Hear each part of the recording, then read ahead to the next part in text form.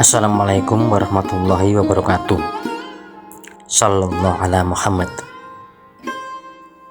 Masjid Saka Tunggal Banyumas adalah masjid bersejarah yang terletak di Desa Cikakak, Kecamatan Wangon, Kabupaten Banyumas, Jawa Tengah. Masjid Saka Tunggal Baitus Salam dikenal dengan nama populer Masjid Saka Tunggal karena ciri khas utamanya adalah memiliki hanya satu tiang penyangga utama atau satu saka tunggal. Saka tunggal ini terletak di tengah bangunan utama masjid dan memiliki 4 sayap di bagian atasnya, sehingga menyerupai sebuah totem. Bagian bawah saka tersebut dilindungi oleh kaca yang berfungsi untuk menjaga dan melindungi tulisan tahun pendirian masjid.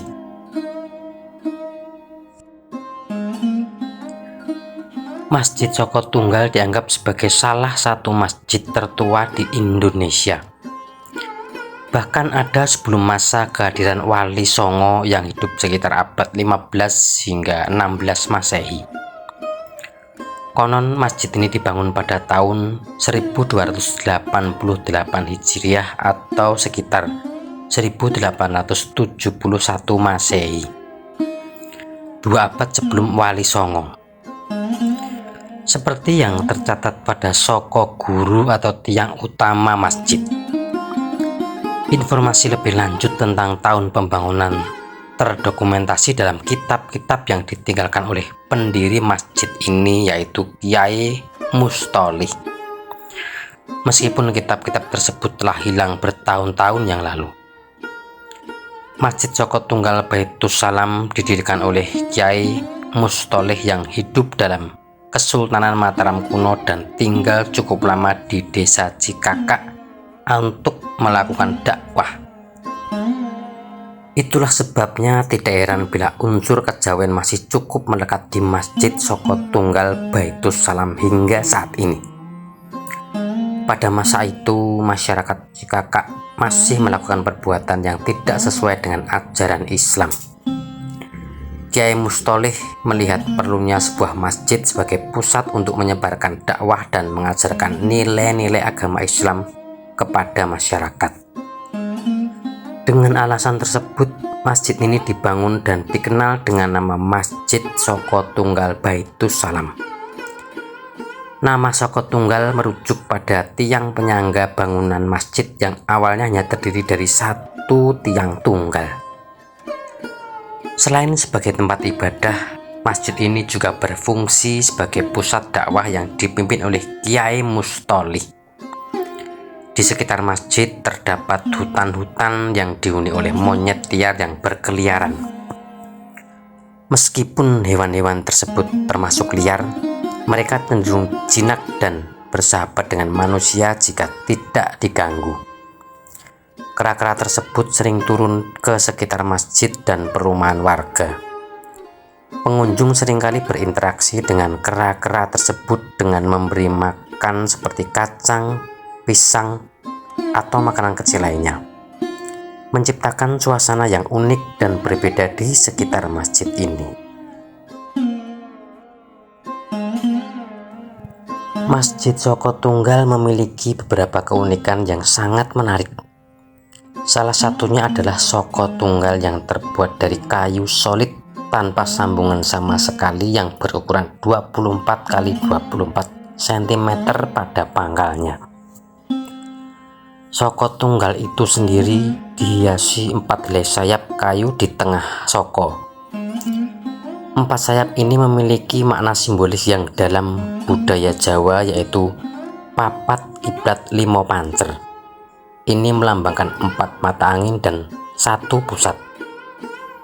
Papat kiblat 5 pancer menggambarkan manusia sebagai pancer yang dikelilingi oleh 4 mata angin yang mewakili unsur-unsur alam, yaitu api, angin, air, dan bumi. Saka Tunggal menjadi simbol bahwa kehidupan manusia harus lurus, tidak bengkok, jujur, dan menjalani hidup yang seimbang. Selain itu, ada ornamen khusus dalam ruang utama seperti mimbar khotbah dan imaman yang memiliki dua ukiran kayu yang menggambarkan sinar matahari mirip dengan lempeng mandala. Ini mencerminkan unsur-unsur seni kuno dari era Singosari dan Majapahit. Dalam penerapan ajaran Islam, dua buah surya mandala ini melambangkan dua pedoman umat muslim, yaitu Al-Quran dan hadis. Selanjutnya, atas masjid yang terbuat dari ijuk kelapa berwarna hitam mengingatkan pada atap bangunan pura zaman Majapahit atau tempat ibadah umat Hindu. Ini adalah contoh lain dari pengaruh budaya dan seni yang saling mempengaruhi dalam arsitektur masjid ini. Terakhir, tempat wudhu. Tempat wudhu di masjid ini masih mempertahankan nuansa zaman awal meskipun dindingnya telah diganti dengan tembok. Ornamen-ornamen yang terdapat pada Masjid Saka Tunggal ini sangat kental dengan simbolisme nilai-nilai Islami yang bersinergi dengan adat istiadat Jawa atau kejawen. Hal ini menggambarkan keharmonisasian Islam dengan budaya lokal yang sudah ada sebelumnya dan menunjukkan bagaimana Masjid Saka Tunggal memelihara keaslian dan sekaligus mencerminkan kemajemukan budaya yang ada di Indonesia. Selain itu, beberapa barang penting dalam masjid seperti beduk, kentongan, mimbar masjid, tongkat khotib, dan tempat wudhu juga masih tetap dijaga dengan rapi dan dirawat dengan baik. Semua ini menunjukkan komitmen masyarakat dan jamaah Masjid Saka Tunggal dalam menjaga warisan budaya dan agama mereka dengan baik selama bertahun-tahun.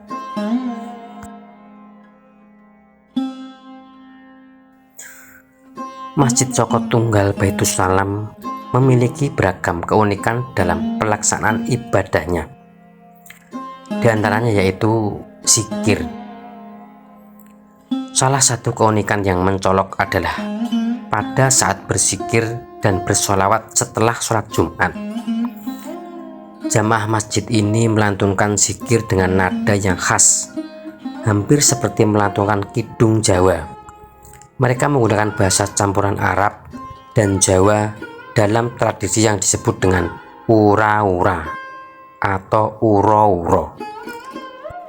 Yang kedua yaitu pakaian imam dan muadzin. Keunikan lain adalah dalam pakaian imam dan muadzin. Imam masjid tidak mengenakan penutup kepala yang umumnya digunakan di Indonesia seperti peci atau kopiah, tetapi mereka menggunakan udeng-udeng atau pengikat kepala. Khutbah Jumat pun disampaikan dengan gaya yang hampir seperti melantunkan sebuah kidung. Kemudian yang ketiga yaitu 4 muazin sekaligus. Selain hal-hal di atas, masjid ini memiliki 4 muazin yang mengumandangkan azan secara bersamaan. Keempat muazin ini mengenakan pakaian serupa dengan imam, yaitu baju lengan panjang berwarna putih dan udeng-udeng bermotif batik. Selanjutnya yaitu semua dilakukan dengan berjamaah. Yang menarik, semua rangkaian sholat Jumat dilakukan secara berjamaah, mulai dari sholat tahiyatul masjid, khutbah Jumat, sholat Jumat, hingga sholat duhur dan seterusnya. Semua dilaksanakan secara berjamaah, menunjukkan kesatuan dan kekompakan para jamaah. Yang terakhir yaitu tanpa pengeras suara. Yang lebih mencengangkan lagi dari Masjid Baitus Salam Saka Tunggal ini yaitu masjid ini masih mempertahankan tradisi untuk tidak menggunakan pengeras suara. Meskipun demikian, suara adzan yang dilantunkan oleh 4 muadzin bersamaan ini terdengar dengan lantang dan merdu, menciptakan pengalaman yang unik dan mendalam bagi para jamaah.